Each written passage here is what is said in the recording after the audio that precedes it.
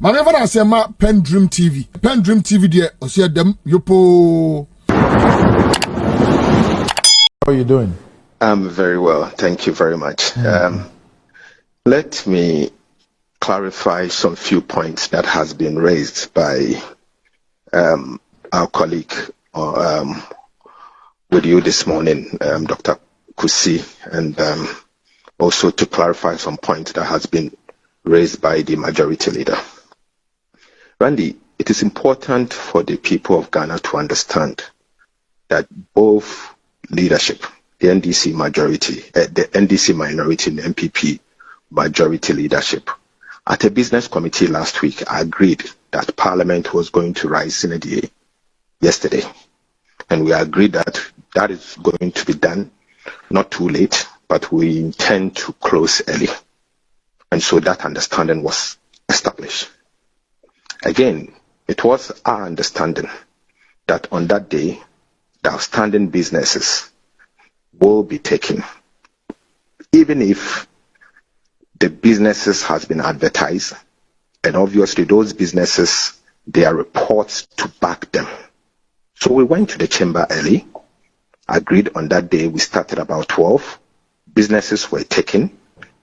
The only business that was outstanding had to do with the IDA and that of the IDAs in particular.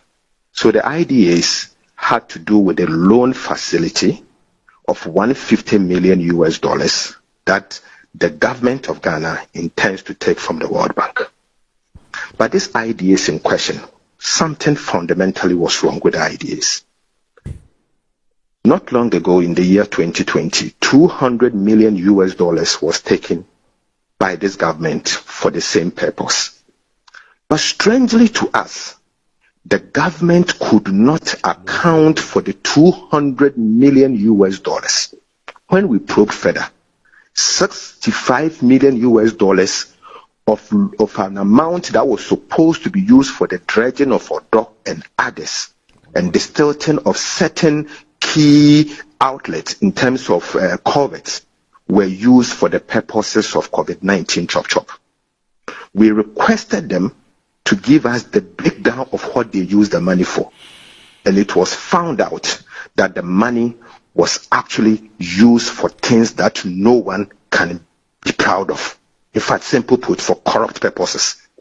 Let me say this.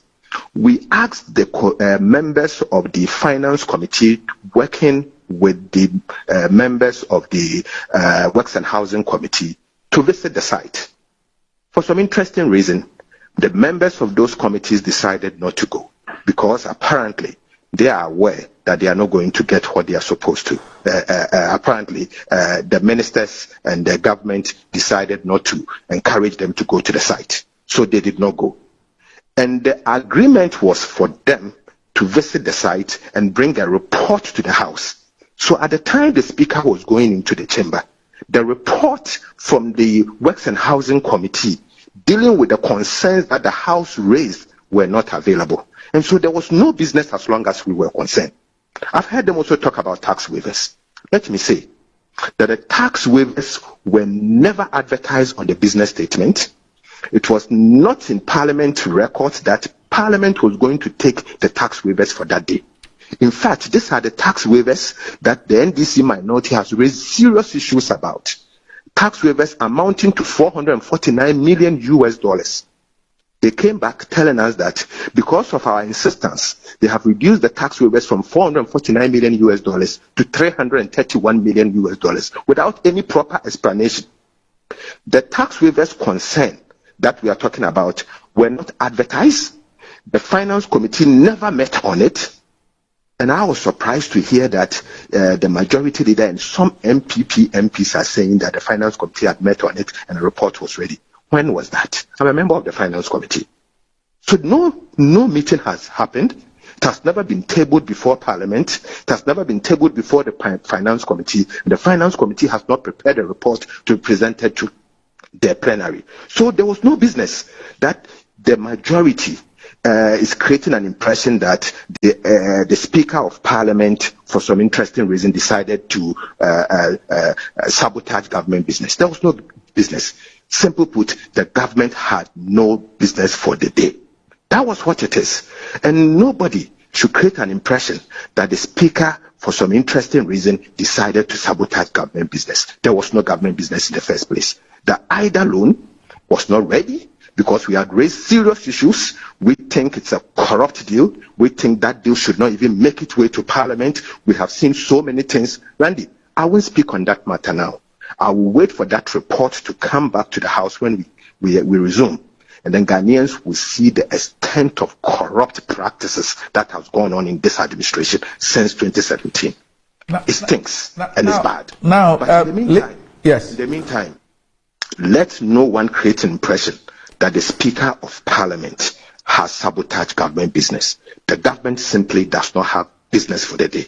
And that is why Parliament decided to rise sine die. Simple.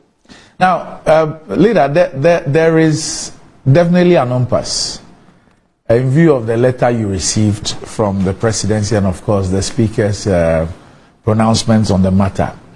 How do we move forward? To move forward, the Supreme Court must first sit on the so-called injunction and clear it. The injunction on the reasons why the president has said he's not going to sign, the Supreme Court must urgently clear that one first before they move on Honorable Defiamepo's injunction.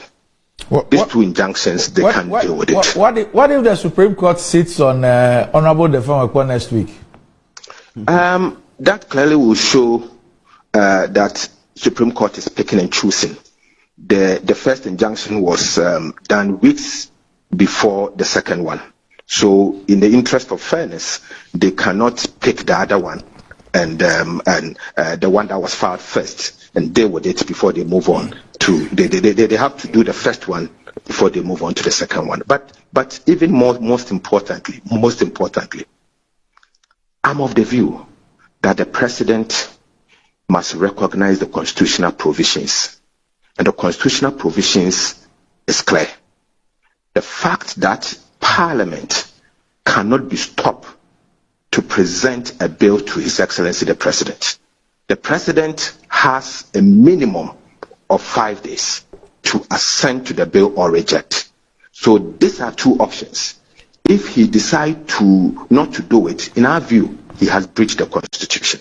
And the NDC minority has taken note of it. And the right time, we will take the needed steps to address the unconstitutionality and the breaches that the president has. And yesterday, I signaled that we will stop at nothing, but to ensure that our president, the one who has sworn to protect the Constitution of the Republic of Ghana, obeys the Constitution and deals with it. So in the coming days, you'll hear from us as to what we will do. Dr. Kesselatu Forson, thank you very much for your time this morning. Dedi kama mamena PENDREAM TV ase. Now so far so good. Say open online portal e wo Ghana. Nipa share, nipa follow, nipa comment here. To my best of knowledge, without any biases, PENDREAM TV.